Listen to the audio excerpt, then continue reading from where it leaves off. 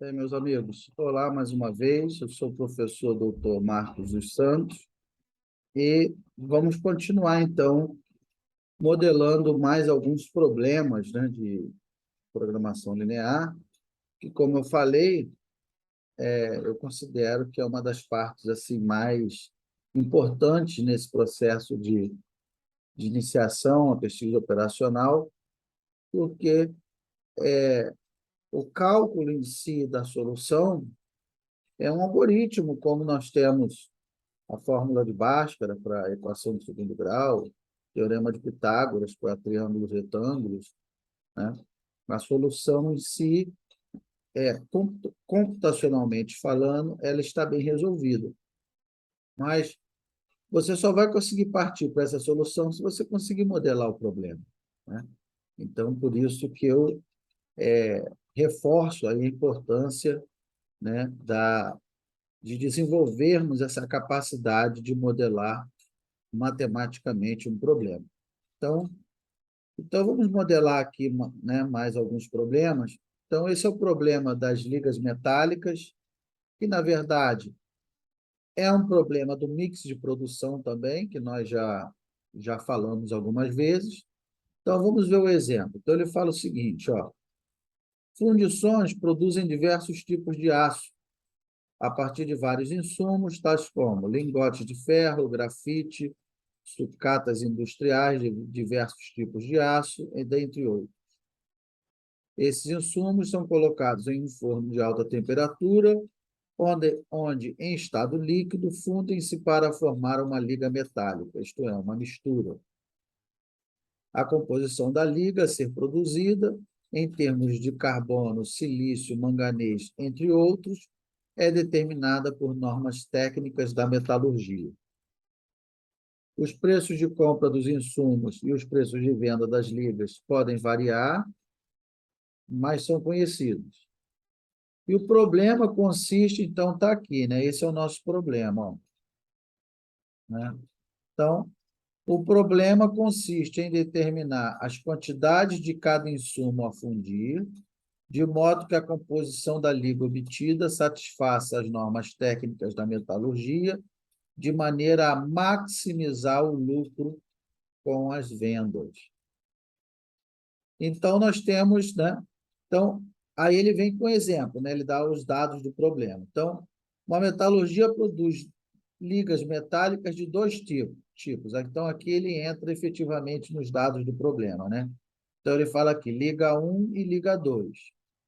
A partir de uma mistura de 3 matérias-primas, cobre, zinco e chumbo, né? Que vão compor as nossas restrições.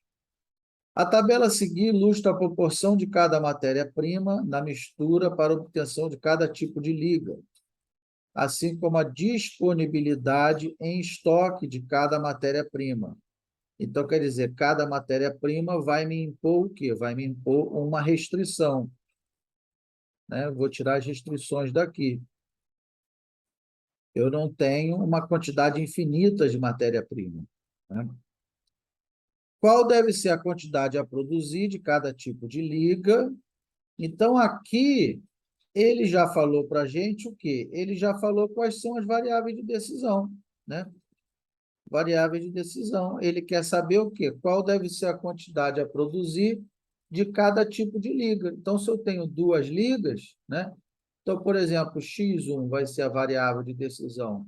Quanto eu tenho que produzir da liga 1 e quanto que eu tenho que produzir da liga 2, respeitando-se as restrições de estoque de cada matéria-prima. Então, o que eu falei, né? Cada matéria-prima vai impor aí uma restrição, de modo a maximizar o lucro da metalúrgica, né? Então, como nós já sabemos, o primeiro passo qual é? Definir as variáveis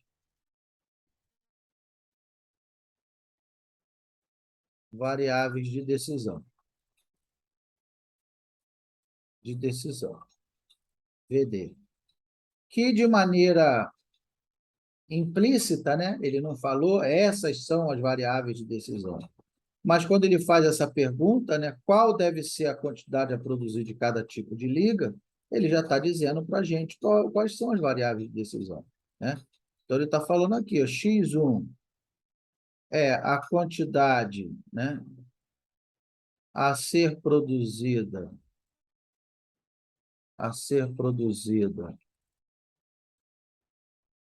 da liga 1 e X2 é a quantidade a ser produzida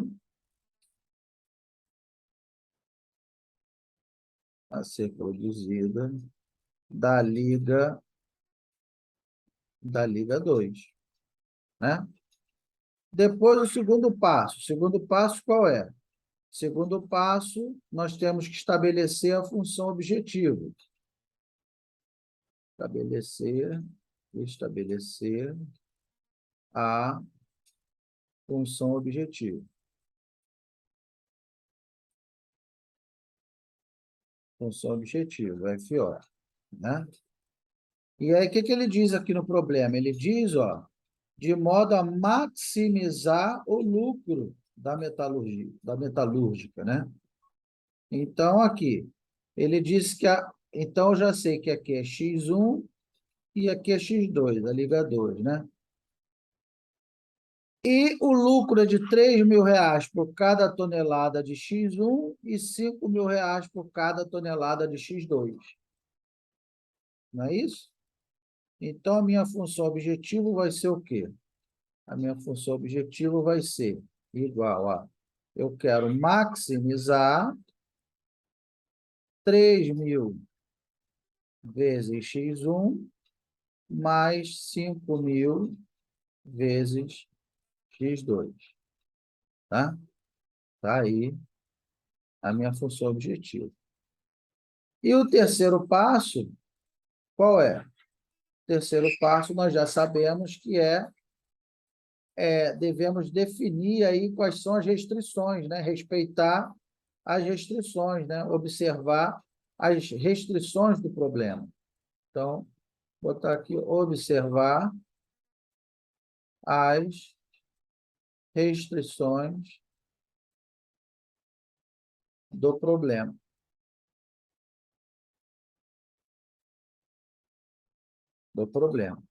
Então, observe que eu tenho uma restrição de cobre, uma de zinco e uma de chumbo, né?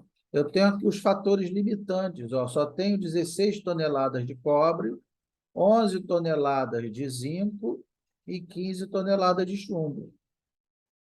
Quer dizer, 0,5 vezes X1 vai ser o que eu vou gastar de cobre na liga 1, e 0,2 vezes X2 vai ser o que eu vou gastar de cobre na liga 2.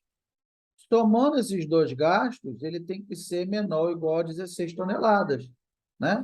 Que é o gasto máximo aí que eu posso ter de cobre. Então, quer dizer, meia tonelada vezes a liga X1, né? Mais 0,2 vezes X2 tem que ser menor ou igual a 16 toneladas. Essa aqui é a minha restrição de cobre. Depois eu tenho 0,25x1 mais 0,3x2 tem que ser menor ou igual a 11.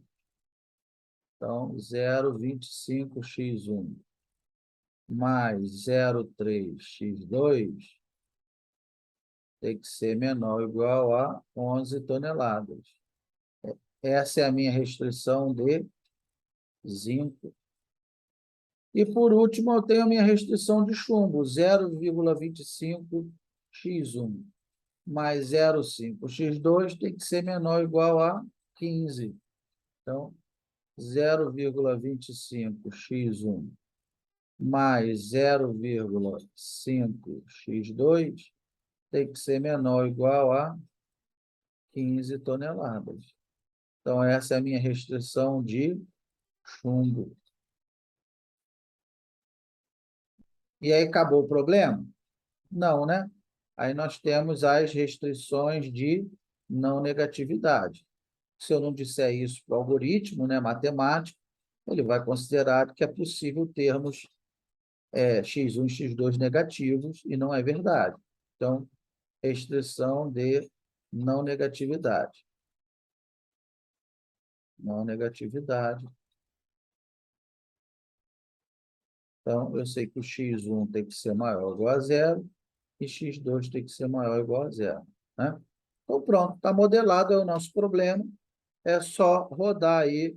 Nesse caso aí, como tem duas variáveis, temos duas variáveis de decisão, podemos resolvê-lo aí ou pela solução gráfica ou pelo método simplex, né? Ou então, utilizando o solver do Excel ou utilizando o R, que eu vou mostrar mais adiante, né? Então, aí, e observe o seguinte, que o fato dos dados terem sido trazidos de maneira tabular ajudou muito a montar o problema, né? Porque muitos problemas vocês vão ver que os dados eles estão espalhados, né? Como foi lá do mix de produção do brinquedo que eu mostrei, que eu já mostrei aqui para os senhores, né? Então, eu tenho que meio que ir buscando os dados soltos no problema para montar as equações. Quando o dado ele está concentrado, os dados estão concentrados assim na maneira tabular, isso facilita bastante o nosso trabalho, né? Na hora de montar as equações, fica até mais intuitivo. Então, eu recomendo, né, eu dou essa dica fortemente, né? Fortemente indico, sugiro fortemente que na hora, se os dados, dado um problema, né, os dados vierem, os dados estiverem todos dispersos ao longo do problema, vale a pena a gente gastar um tempinho, né? Vale a pena a gente gastar um tempinho montando essa tabelinha, organizando todos os dados numa única tabela, para depois montar o conjunto de equações, né? Definir as variáveis de decisão, definir a função objetivo e as restrições do problema, né? Eu vou trazer um outro problema, que eu vou mostrar os dados dispersos. Antes de modelar matematicamente, eu vou juntar tudo numa tabela, e aí vocês vão ver que fica muito mais fácil de modelar o problema. Na verdade, dá a impressão que a gente está perdendo tempo ao fazer essa tabelinha, né? Como está aqui nesse exemplo, mas, na verdade, você não está perdendo tempo, você está ganhando tempo, porque você está concentrando todos os dados numa tabela só, e aí fica muito mais fácil de fazer essa análise. Tá bem? Deixa eu ver aqui. Bem, depois já vem outro problema. Então, está bem, meus amigos. Então, vejo vocês no próximo vídeo, em que nós vamos falar um pouco mais em detalhes sobre o PPL da dieta, que também é um problema clássico aí dentro da programação linear. Até já.